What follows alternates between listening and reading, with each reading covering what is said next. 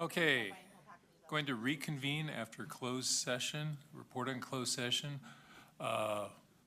Item number 4, in closed session, the board took action to release 2 permanent classified employees. The vote was unanimous, 4-0. In closed session, the board took action to non-reelect 1 probationary certificated employee. The vote was unanimous at 4-0.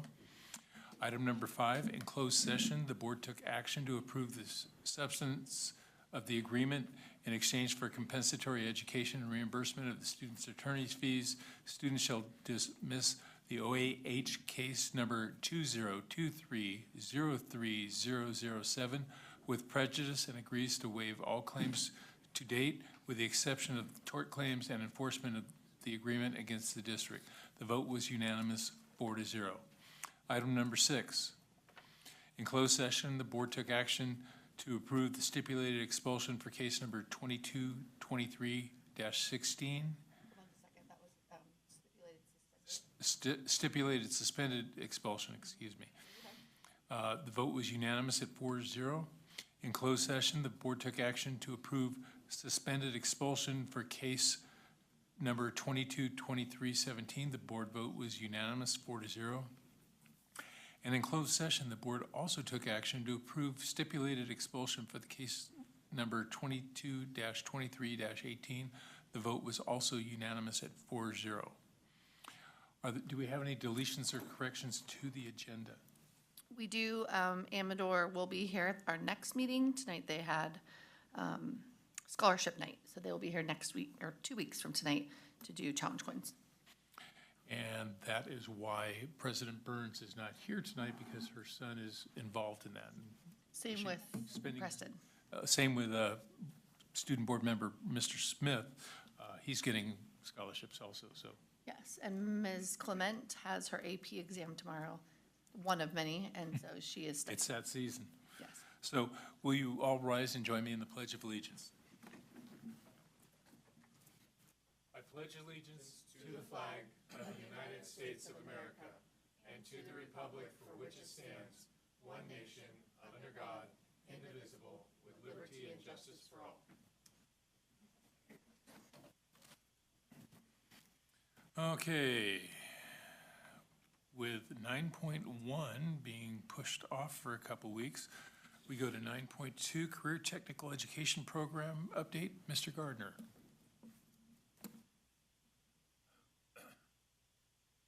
Thank you, Board of Trustees. It's a pleasure to be here tonight, share a little bit about career and technical education in Amador County. My name is Andrew Gardner. It's my first year as the Career and Technical Education Coordinator for the school district, and it's been a very exciting year, and very excited to share a little bit. I have to say this was one of the hardest presentations I've had to put together because there's so much to share. It's hard to condense it all into one, and so be happy to, at a later time, share any piece of this with any of you.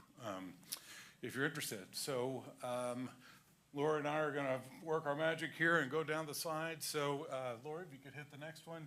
So since I got the job, everybody's been asking me, so what exactly is career and technical education?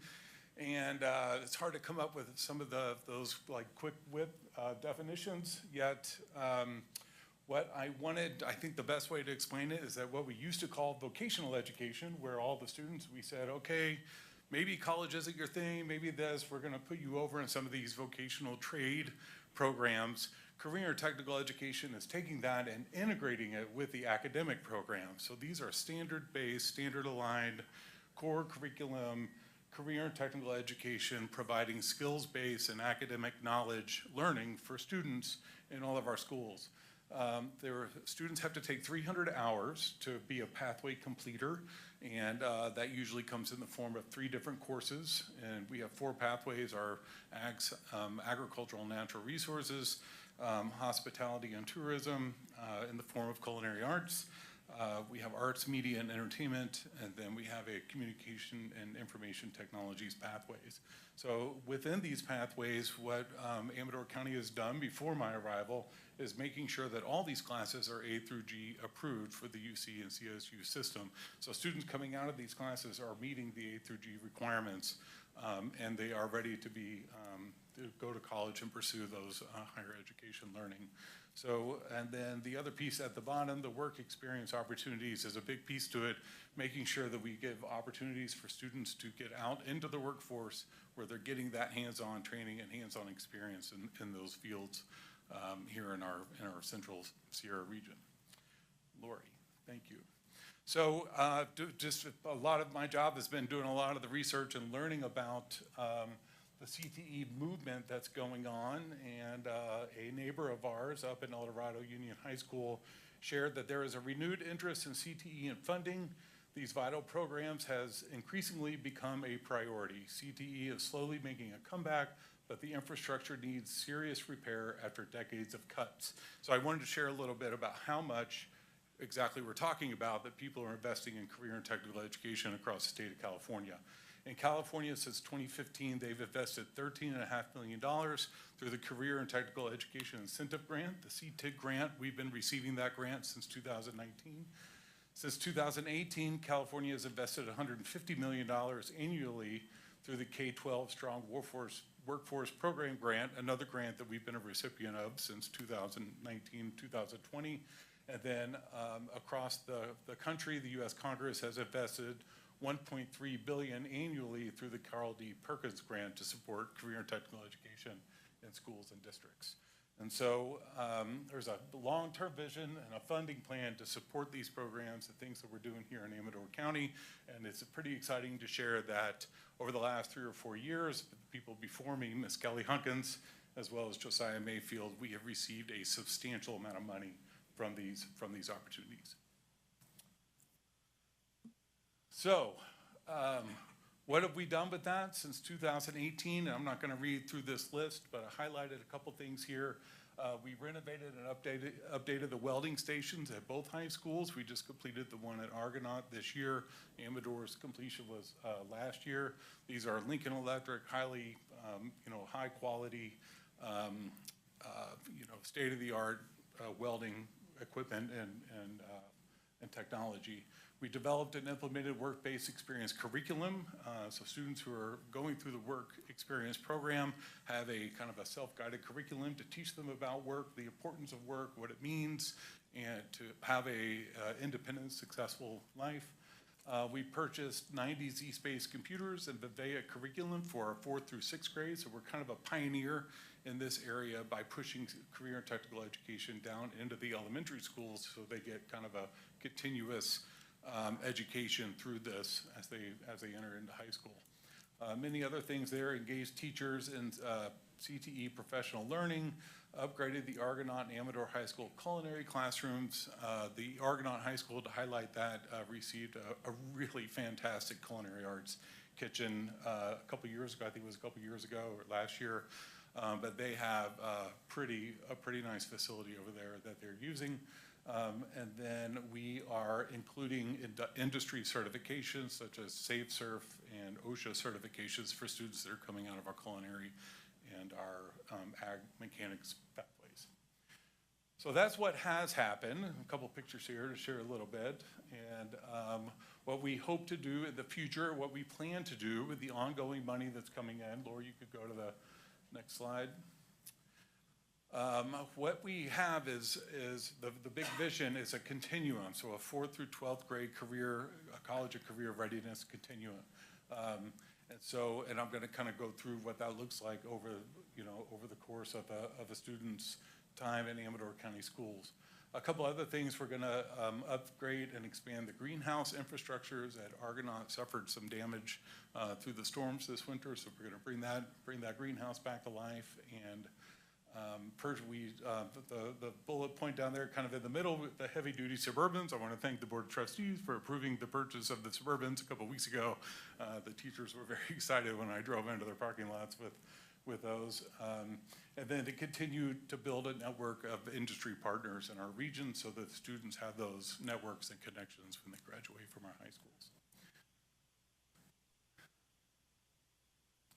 So this is kind of what it looks like, right? So in the elementary schools, we want to build awareness. Here's what work is. Here's some jobs. Here's some jobs that are available in our region. What are you interested in? And then that moves into the junior high, where we do some exploratory work, and we have just kind of a sample of culinary education and ag mechanics education, and computer graphic design, arts and media and entertainment. And then as they move into the high school, then that's when they join these pathways and they start getting that completer credit, the A through G credit, and they become pathway completers by the time they graduate high school. Next. So this is the deal. This is the plan, kind of what we want to do here. And as we look about moving ahead and forward thinking in Amador County, the vision, the blueprint for tomorrow vision is an Amador County High School graduate will receive career and technical education starting in 4th grade, which will propel the student along a consistent and sustained career exploration and readiness pathway. The student will be able to make informed decisions about entering college programs and/or industries and be career ready for the future. So no matter what the plan is, once they graduate high school, they've got skills, they've got knowledge, they're meeting the requirements for college, they are ready to enter the workforce through certifications or whatever else that we can provide for them through our pathways, maybe the work experience. And that's the idea. So that they know that they have choices, that they have options, and they are equipped with the qualifications they need to move forward. So in 4th through 6th grade, to kind of break this down, what we've done is we bought Z-Space Technologies. I don't know if anybody has seen this around. These are the 21st century state-of-the-art laptops that actually bring 3D visions of all types of anything you want, healthcare, engineering, computer science, and you can actually take things apart. I took a whole heart apart, and I took a brain apart, and I took a robotic arm apart, and I put it all back together on one of these. So these computers have been distributed across all the elementary schools in the district, and students are using them to begin that exploration phase, right? That awareness, what's out there. We don't have a lot of industry here, so we can't take kids to go see it. So the idea, let's bring it to the classroom, and then they can kind of look it up on their own and have some fun with it. The other piece is the blueprint for tomorrow. This is a career awareness curriculum. That is in the current stage of implementation. We hope to build that as we keep going. Next, and then the other piece of this is the school garden. So we've done a lot of work building school gardens or revitalizing school gardens across the county, working with our partners, the Farms of Amador Master Gardeners, the UCC Nutrition Educator, and Amador County Public Health. We have monthly meetings. We talk about what we need. They're funding these school gardens, and they're getting out to the campuses and helping those teachers and those students learn about garden education, nutrition education. Then when they get into the 7th and the 8th grade, this is kind of an in-progress piece because we haven't exactly got this up and running yet in Amador County. But what we have is the CTE elective. So a student taking the elective would get that experience. Like maybe I want to go into ag mechanics. Maybe I want to go to computer science. Maybe I want to go into culinary, and then they would be able to make that choice as they start filling out their high school course registrations and meeting with the counselors about what their high school graduation plan is. And then we also have the Canvas Online Learning Management System, which is the nation's leading online learning platform for most community colleges and colleges around the country. So then they would start getting that experience. You could build a digital portfolio, digital resume, all kinds of really cool stuff you could do. And that moves with them as they go. That account just stays with them in Canvas. And then when they move into high school, we have 4, go ahead, Lori. When we move into, sorry, the pictures didn't come up here. When we move into the high school, then we've got these 4 different pieces to our CTE. We have the pathways, which I mentioned earlier, ag and natural resources, arts, media, and entertainment, communications and information technology, and hospitality and tourism.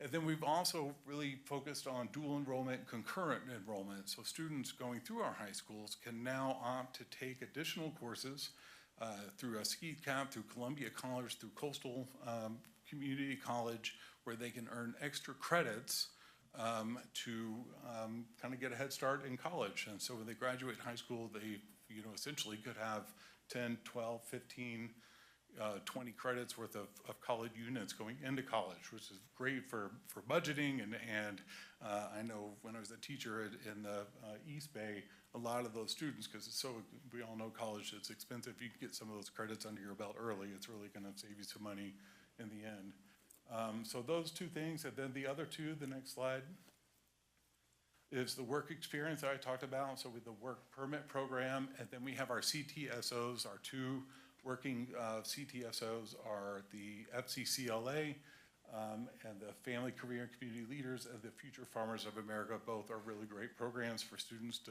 build their leadership skills. They go on activities at conferences around the state and country, and they get to interact with other students doing those things. So that's really this rundown of this continuum. So we look ahead, and we have a lot of work to do. I'm not saying that we got this down, but as we look ahead with the funding that we have coming in, sustaining that funding and building these programs, and as we look to consolidation, we could have a really, really great CTE continuum here in Amador County. Next slide, please, Lori. I think this is this is the data slide. Okay, so we only grow stronger from here. So just some quick numbers here. In 2022, the end of last year, we had 84 students who were pathway completers. So that means they completed 300 hours of one of our pathways in our high schools. That's about 7% of the students. Of the 39 graduating seniors in that group, 3 of them went off to college, 7 of them went to community college, 12 of them were employed, 4 of them were not competitively employed, and 13 I was not able to get a hold of. This year, what's encouraging is we have 854 kids. That's almost like 75% of our entire high school student body enrolled in CTE courses right now. And when you think about that number, we can keep guiding those kids through those pathways. And when they reach that 300 or that third class or those 300 hours, they're coming out with some really great knowledge and skills and being a CTE completer. So we're really excited to see that number, that 7% number, go up in the years to come. We have 101 students enrolled in work experience and 58 students currently enrolled in dual enrollment classes for this school year. Finally, this is kind of my platform here, right? So as all of us as parents, community leaders, teachers, and board members, what can we do as a school district, as a community invested in our students and children to give them the competitive advantage? And this is the big term that comes up when I go to the conferences and I meet with my collaboratives and networks, right? That's what we have to do, is give kids a competitive advantage. So what do they need then to get that, to be ready to lead successful lives and careers? When we talk about the needs of Amador County, and I share with what we're doing, and I work with like Calaveras and Tuolumne County and all the other counties in our region, we're all sharing the same stuff. We're trying to give these kids something, right, where they can kind of go off and have this great life. And so Amador is really a shining example of what we could do here. Definitely with the people who before me were able to sustain so much money, and that looks good because we were able to use it and we could show what we're doing. That gives us a lot of power to continue receiving those funds to do this.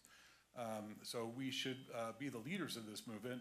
We're the prime candidates for success, and it's the perfect time to showcase and celebrate our accomplishments and realize our vision for career-ready graduates. Elaine Chow was the Secretary of Transportation, and she stated, "America's competitive advantage lies in its human talent. All of us should be doing everything we can to cultivate and develop our workforce." And that's it in a really fast, quick nutshell, and happy to entertain any questions if you have some. But I'm excited to be here, and I'm really excited to fulfill this role in Amador County. Thank you. Anybody have any questions or comments? I have a quick question for you. The Canvas program that you talked about, is that available to students after they graduate from our district if they don't go to like a junior college or something? Wherever they go, if the university or college is using it.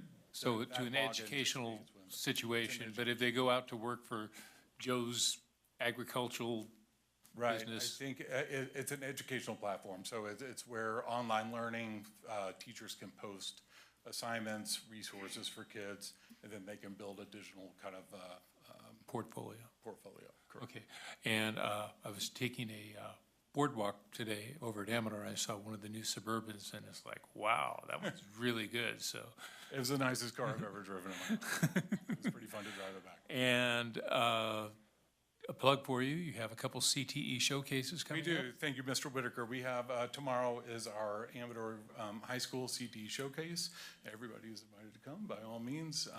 Ryan and Carly are going to be cooking up the tri-tip, and Mr. Porta doing some baked potatoes, and we have a lot of students showing up to showcase what they're doing, their work.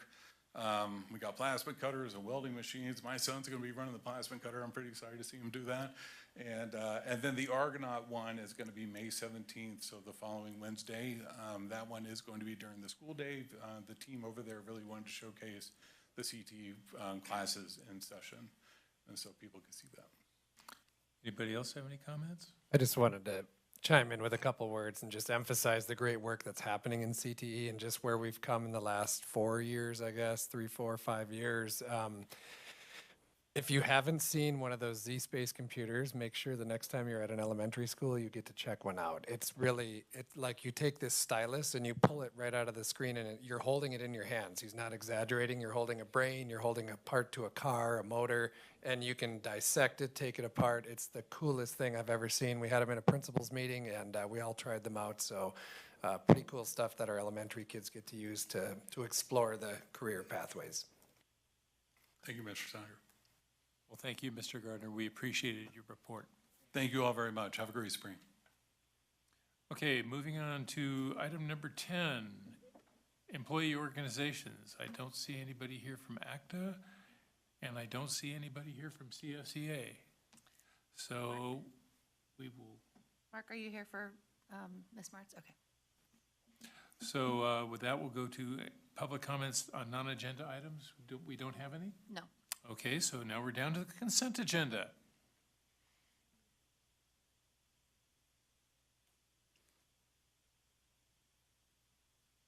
Anybody have any questions over the consent agenda?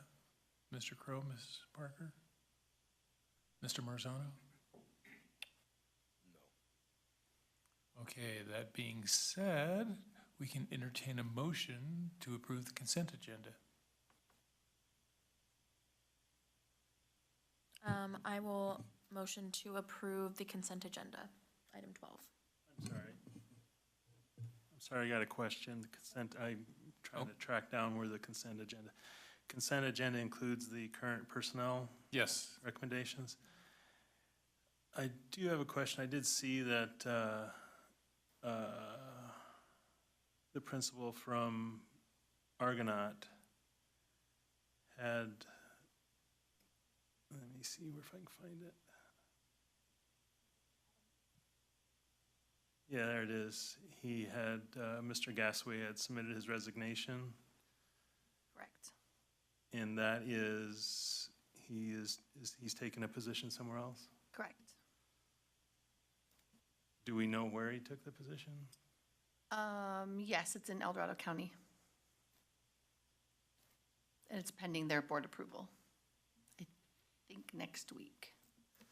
So his resignation is pending board approval of their acceptance. And that position, I am assuming, was at the same time that the position here was being discussed, advertised, and we were looking to make a approval on the recommendation. Which position for? The position that Mr. Gasaway had been.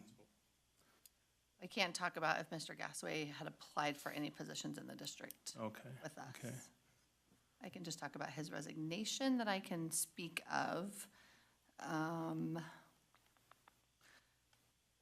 Otherwise, I can't really speak much about the individual people who applied or interviewed, I guess, yeah.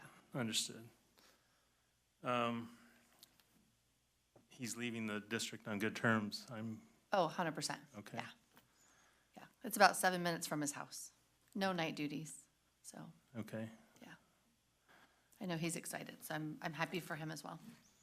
That's good. I just hope nothing but best. I was hoping to talk to him when it was discussed, when it was an issue last month. One other question, did he last fall, when we had the, how do you say, the circumstances at Amador, and there was some changes or some temporary changes to the administration over there, did he have an opportunity to work over there as even a fill-in principal? Over at Amador and Yeah. Argonaut? Yeah, Yes, he did. but he didn't take that, or he wasn't a principal over there at any time? He was not, no. Okay, thank you. Sure. Okay, any further questions? We do have a motion on the floor. Do we have a second? I'll second. Thank you, Mr. Crowe. Mr. Crowe? Yes. Ms. Parker? Yes. Mr. Marzano? Aye. And I'm also yes. Item number 14, discussion action items. Number 1, the California Environmental Quality Act, CEQA Environmental Consulting Services Agreement with PlaceWorks. Mr. Critchfield. Yes, thank you. So you have an attached proposal from PlaceWorks. So CEQA stands for the California Environmental Quality Act, and it has many purposes when it comes to what we are doing with the construction and movement of schools through consolidation. There are potential environmental impacts. And so what this process will entail is there will be an extensive study done throughout the district, not just the Argonaut location or the Ione Junior location, but it will be throughout the district on the environmental impact of the changes. As an add-on to this contract, there is also a traffic study that goes with it. I know that has been a topic of much discussion by some with the impact on traffic, especially at Argonaut Lane with the consolidation of the high school. And so we will go through this process. CEQA does not completely dictate final outcomes, but it presents a situation where we may have to fall under certain requirements that are identified. I mean, this goes as far as having a subcontractor that's a paleontologist. I mean, we're literally digging deep on all of this to make sure that what we're doing is in compliance with all the different regulations that come into play. And the traffic study will also bring with it recommendations on what we can do to mitigate traffic. I've heard, I've had people ask me, well, this is what you have to do to fix the traffic. It's like, that's not what a traffic study does. It doesn't just give one outcome. It says these are the potential impacts and helps us then identify potential solutions. And there are typically a multitude of solutions that can come. And so this is just another phase in our moving forward with construction to prepare ourselves for consolidation. And so I'm happy to answer any questions that may come with this. Mr. Crowe, do you have any questions? Yeah, this report, there's no, this will be, there's no expiration in it, correct? It'll be for whatever the school district decides to do as far as expansion or new construction. Correct. So it's a good question. So in the big picture, we have potential for a lot more construction than what we're moving forward with over the next couple of years. As we all know, we went for a bond back in November, and that included quite a bit more construction than what we're going to do now with the loan that the board approved a couple of board meetings ago. And so this scope, it includes the more immediate projects that we're having, but it also includes the potential for many future projects that could come in expanding the consolidated high school.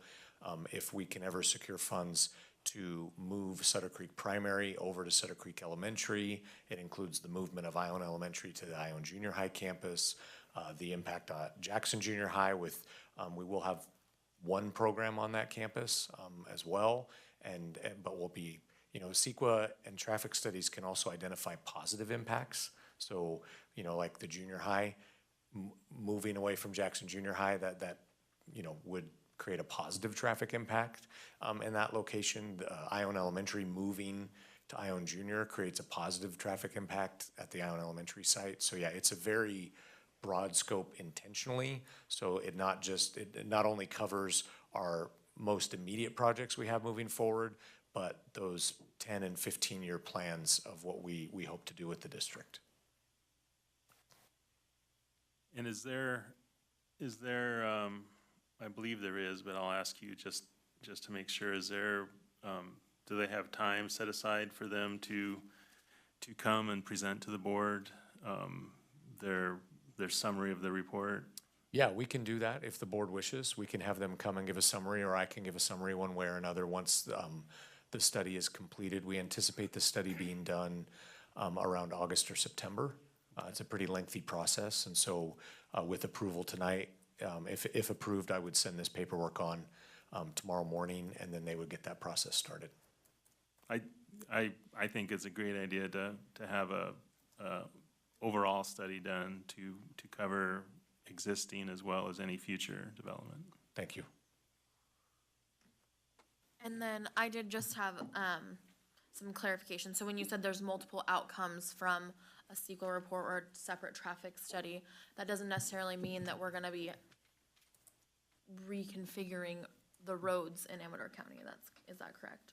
No, that's not, Right. that's not necessarily the case. Okay. I mean, so the main purpose of CEQA is to identify the impacts. It doesn't come up with every possible solution. But once impacts are identified, then that drives what we do to come up with the possible solutions. And then, given that it's quite a hefty price tag for all of this, it's being paid not out of our general fund, but we have a specific fund for this, a different fund? Yeah, so Fund 25, which right now pretty much just has developer fees in it. That's the majority of what comes in.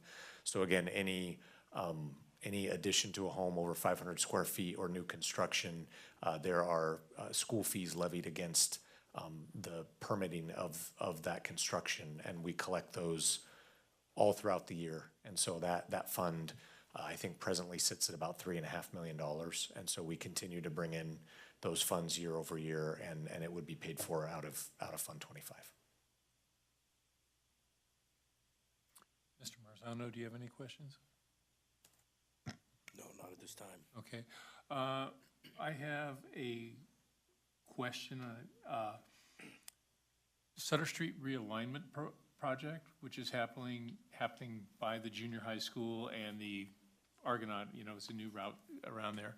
And the city of Jackson, I think, has got to do that. Is this company going to be able to work with the company that's, the city of Jackson may be employing to look at their impacts there to? So the challenge with that, it's a good question, Jim. The challenge with that is that project is not funded at this time. I've met with a Jackson City Council member. I met with ACTC about this. I've met with the EPA about this. And so there's a little bit of confusion with the construction going on. It looks like construction going on at near Argonaut and Jackson Junior High Schools. That's actually EPA mitigation going on. So tailings were deposited in those areas off of Argonaut Lane and then above the dam by Jackson Junior. And the EPA project is to essentially consolidate, and I'm not trying to make a joke here, but consolidate all of the contaminants into one specific area because they're spread out over a pretty vast area. And so you've seen the massive dirt removal that's very visible from Argonaut Lane, and they've moved that down above the dam because a few years ago they redid that dam because it was starting to fail structurally, and they're concentrating all of that contaminated soil in that one area. Part of that is obviously water runoff and drainage and things like that and how it affects. So my understanding is what they're doing along, is that still Hoffman? I think it's still Hoffman because it turns into Stony Creek right at Argonaut Lane. So kind of upper Hoffman as you almost get to the courthouse, and you can see what they're doing there. That's actually drainage. It looks like they're putting in a road, but they're putting in drainage that would be run parallel to the road, but the road is on the city of Jackson to build, and my understanding is the funds have not yet been secured to complete that road. Oh, okay, because I thought I'd read in the paper or something that they were starting to go through that, or I was, They approved the conceptual plan to put the road in, oh, just, but, okay. you know, kind of like we had some pretty cool I- plans for the bond, but those aren't happening. I- So, I mean, understand, you know, so- but anyway, yeah, that's a great question. And obviously, if that project ever finishes, that would help traffic impact from the high school. That, and along with possibility, when it ever, if it ever happens, the Wicklow Way extension would. From also- Walmart, yeah, that, there is a map on there. Yeah, and I've seen the county map on that, and I've, As a quick aside, to provide clarity, on the Wicklow Way plan, there's a whole plan for various types of housing and parks and rec, and there's actually almost 9 acres carved out that says, elementary school. That is not district property, that's currently county property, that's a conceptual plan. We'll happily accept the donation for the property, but there's been some confusion thinking that we're gonna build an elementary school, that's not Yeah. happening. okay, thank you. You're welcome. Any other questions? Then we can, I have a question. oh, okay, I said no earlier, but that's fine. the hamster started turning. This fee for environmental consulting services, that's just for them to poke around and see if they need to do more or we need to pay for more to be done. No, that's not necessarily. This is for a complete environmental impact study. They don't do like construction work, this company. Their job is to assess the environmental impact and report it all. Now, there could be impacts Right. that affect construction. Yes. So yes, but they're not, they're just trying to be as compliant as possible so that we can be as compliant as possible. But they're not gonna be someone who identifies a problem and then we pay them to do more. That's not how they're structured. Right, okay. The reason, go ahead. I was just gonna say, yeah, the answer to your question is actually yes, not no. Okay, Yeah, it's yes. They're gonna come in, they're gonna do the study, they're gonna give us the results of that, and then we do what we need to do with that legally. Meaning if we gotta fork out more cash to be more environmentally friendly with whatever steps. For the we law. are Choosing. so Oh, this, By law. so Yep. this study would run parallel with our Department of State architect approved plans. So we would then need to demonstrate through the architectural plans that what we do is in agreement with the impacts identified in the CEQA study. Does that It does. answer your question better? Okay. I've dealt with environmentalists working in the Bay Area and. Yeah, okay. You're, I might throw this out there too. One of the things that they're gonna look for or study is to see if there's any ancient Native American burial grounds, which we may or may not know of. And if they find those, okay, they point it out to us, now we have to deal with the impact and find the Correct. tribe and whatever and see how to. And there's a whole process Yeah, on how there's a you whole deal with process that. on Absolutely. So they identify the problem, so we can find somebody to deal with the problem, Yes, to pay more money to fix the problem. correct. Yeah. which you'd be doing anyway. So it'll tell us all those things that we need to know, and it's really to make sure that we're compliant with the law. Absolutely. Yeah. Okay, any other questions? On that, the Native American artifacts, I didn't find it in there glancing, but that is assuming that they would be reaching out to the local tribes to have cultural monitors on hand? Correct. Okay. So, any other questions? We can move forward with the motion?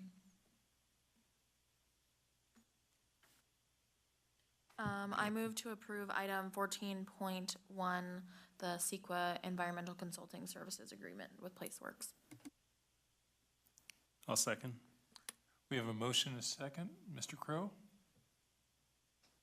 Yes. Mrs. Parker? Yes. Mr. Marzano? Aye. And I'm also an aye. Thank you. 14.2, updated ACUSD classified substitute salary schedule. Mrs. DeWalt. Hello.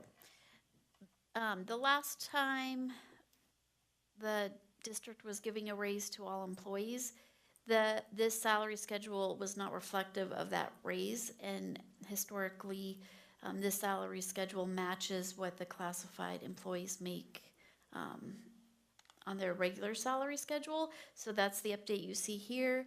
There's also some additional language at the bottom trying to value our retirees who come back and sub for us.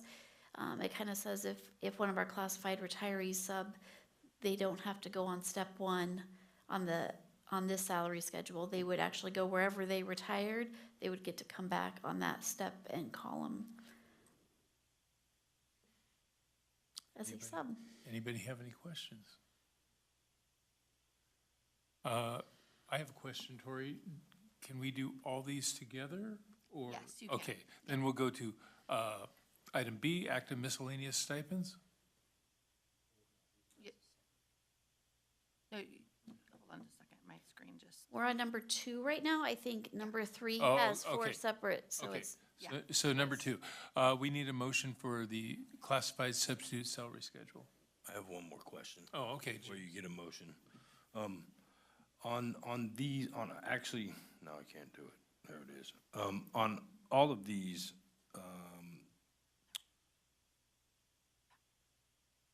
what are they, PDFs? Attachments, all these attachments in, oh my God, the agenda. I know all these pay scale forms. I noticed that they all say that they've been board approved May 10th, 2023. so there's 2 copies. There's a copy that has the markup, the red and blue. So those ones should have the red and blue, where the blue is May 10th and the other one is marked through. Then you have the clean copy. It's the identical same one, but it's all black. Yeah. So that one's just showing it's all cleaned up. No, yeah, no, I'm aware, but they all say that they've been board approved and they were, 'Cause If once you approve don't- them tonight, if you don't approve them, then it wouldn't happen. happen, and we'd Okay. have to do whatever needed to happen next. So the board approval date always on these will show whatever the board meeting is that they're coming to the board in anticipation of being approved, because then otherwise we'd have to then change the salary schedule and bring it back to you if we added a date after the fact. okay, I was Question. just asking. So item 2 has to be approved separately from item 3A through D. Sorry, my screen did something crazy earlier. So anyone care to make a motion on item 14.2? I'll move to approve item 14.2, updated ACUSD classified substitute salary schedule. I'll second. We have a motion and a second. Mr. Crowe? Yes. Mrs. Parker? Yes. Mr. Marzano? Aye. And I'm also an aye. Updated certificated salary schedules, and here we have A, B, C, and D. So Mrs. DeWalt, you're on deck again. A couple months ago, we brought an MOU to the board.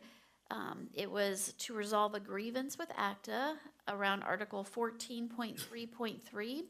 That article stated that all stipends would be adjusted except for the ag incentive stipend with any raise that happened. And what came to light is that hadn't been happening. So what these salary schedules reflect is changing and adjusting stipends to adjust with all raises since 2008.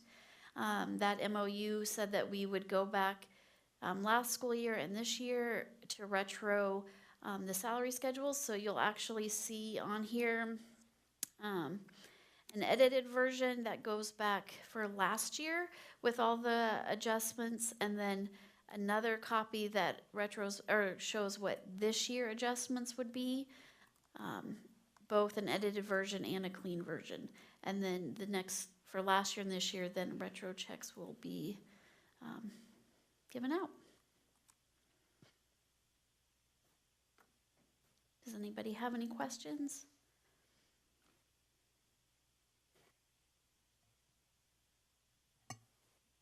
Go ahead, James. I'm so sorry, I was reading something when you were saying that, and when you said retro checks will be given out, that's when can you repeat that one more time? Yes, so Sorry. it's okay. So the MOU agreed that we would pay retro checks for last year. So, please don't quote me on the percentage. I believe it was 21 point something percent was the adjusted rate for last year. So all the retro checks were adjusted that amount, or all the stipends were adjusted that amount.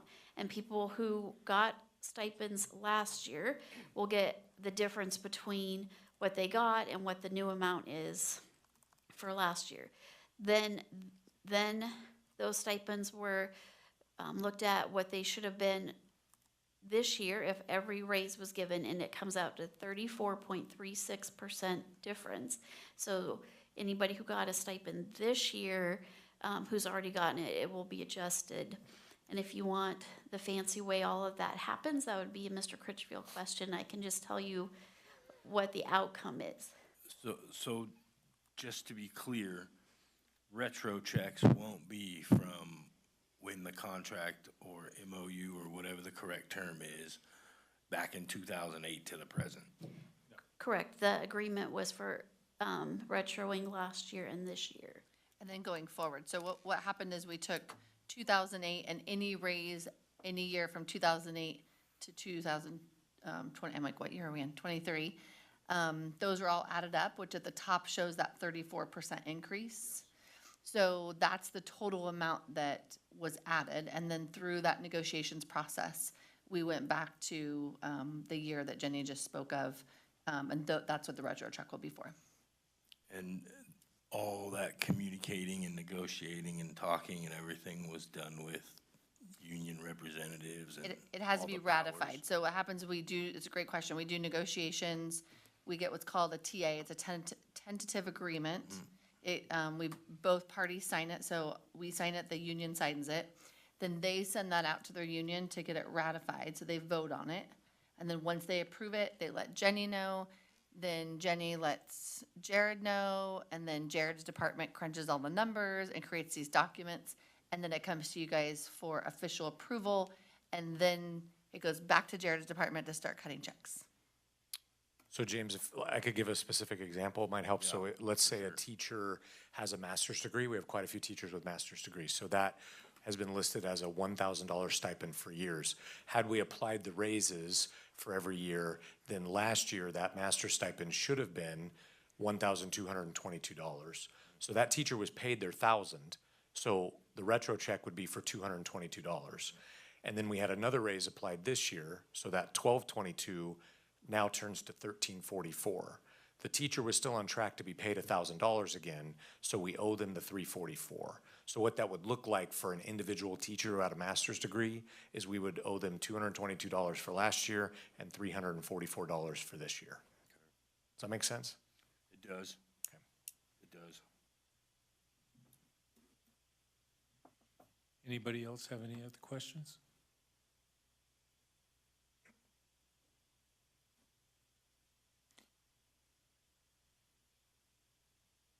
Would someone like to make a motion?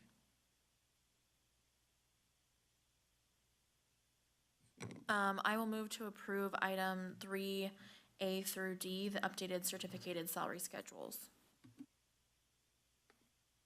I'll go ahead and second. Mr. Crowe? Yes. Mrs. Parker? Yes. Mr. Marzano? Can I ask a question with the? Yeah. With, even though the motion's on the floor and it's been seconded and Sure. everything that's just happened? Sure. It's not gonna determine my vote or not, but I just want to be clear. So because we're voting on all four of them, three, A, B, C, and D, correct? Yes. The example that you gave me doesn't necessarily pertain to some of these, correct, or no? Because that's like a 1 year difference that you said, no? It's every stipend that moved, and we have to look at each employee individually to see if they received that stipend last year and or this year, and then take the difference of what they were paid with the new amount. So I just gave an example of master's degree, but Yeah. they could have been an athletic coach, they could have been an ASB coordinator. I mean, there's a lot of different things, but it looks at each individual employee to see how the stipends are affected by that. and all that work's already been done. So HR has identified all of the employees, Yeah, and so now all of that sits with payroll. Payroll technically shouldn't move forward on that until it's board approved. So they have everything from HR, and then if this is approved tomorrow morning, payroll will start working on what the dollar amounts for each individual employee on this. based on this right here, do we know a dollar amount of everything? Yeah, so that's included in Jenny's Right. intro. So the total estimated amount is $213,000 to pay every individual what they're owed for the stipend change. And the reason I ask that is, and that's an agreement that was made so that we don't have to pay from even as back as 2008 to present, correct? That is correct. Right, okay. I hope I asked that correctly. That was good. That was Okay. correct. Aye.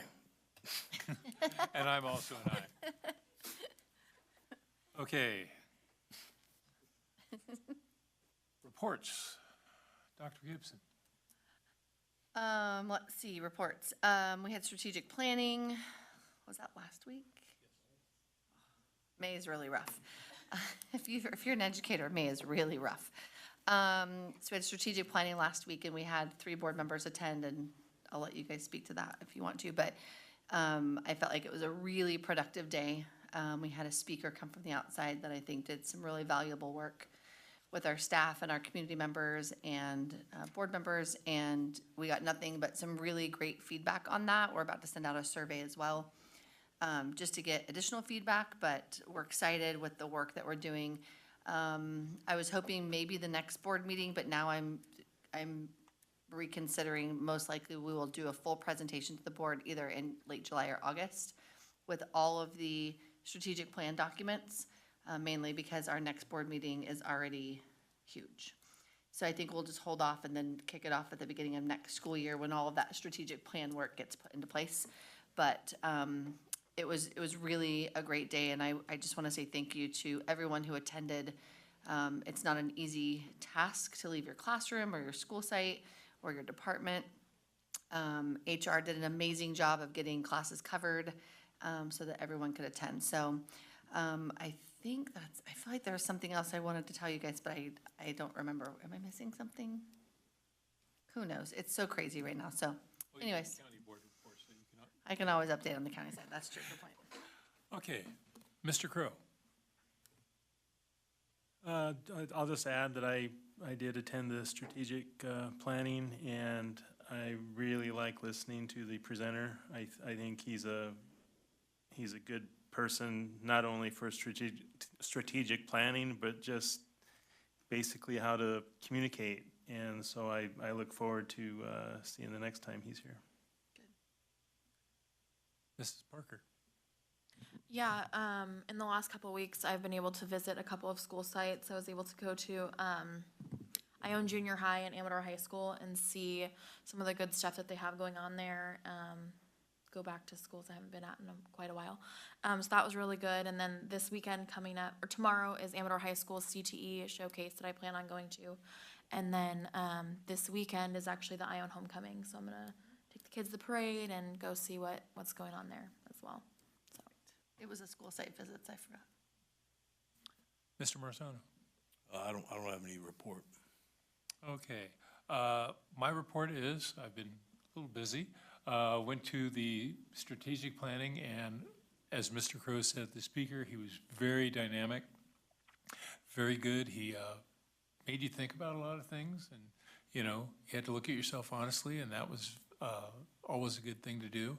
And I think everybody there was working toward getting the strategic plan, coming up with ideas. There were a lot of good ideas shared around in the district, different groups.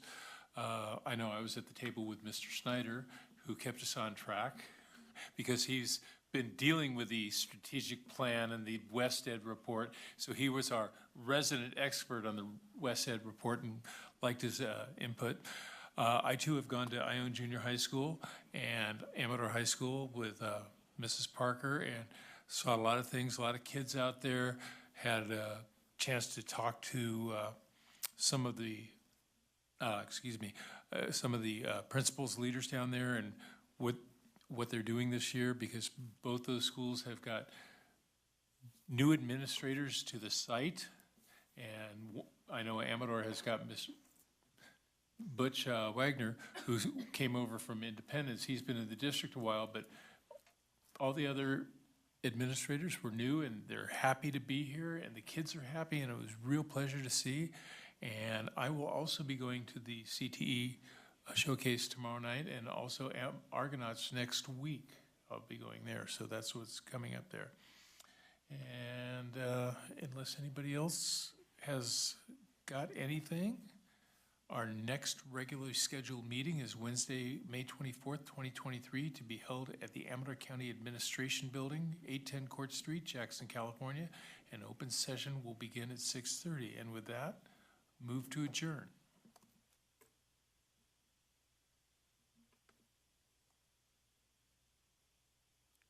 Did your guys' internet just go out? What? Did your guys' internet just go down? Nope. Just me?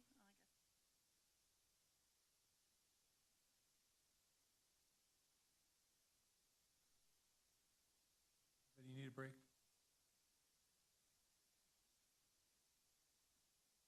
The meeting of the Amador County Office of Education Board meeting for May 10th. Would like to point out again that Mrs. Burns is at a function over at Amador High School for her family and her son, so she was not here this evening. Do we have any deletions or corrections to this agenda? No. Okay, any presentations or recognitions? No. Employee organizations, special educators of Amador County? No. Don't see Mrs. Angie, don't see Mrs. Matheson with CSEA. Public comments on non-agenda items, do we have any? Nope. Consent agenda. Board meeting minutes, warrants, any questions on the warrants or anything? People have had a chance to look? If no one has any questions, we can entertain a motion. I'll move to approve item 8.1, or 8, consent agenda. I'll second. Mr. Crowe, Yes. Mrs. Parker, Yes. Mr. Marzano? Aye. And I'm also an aye. Any communications? And we have our informational items, and any further reports? Nope. No one else? Okay, with that, our next meeting will be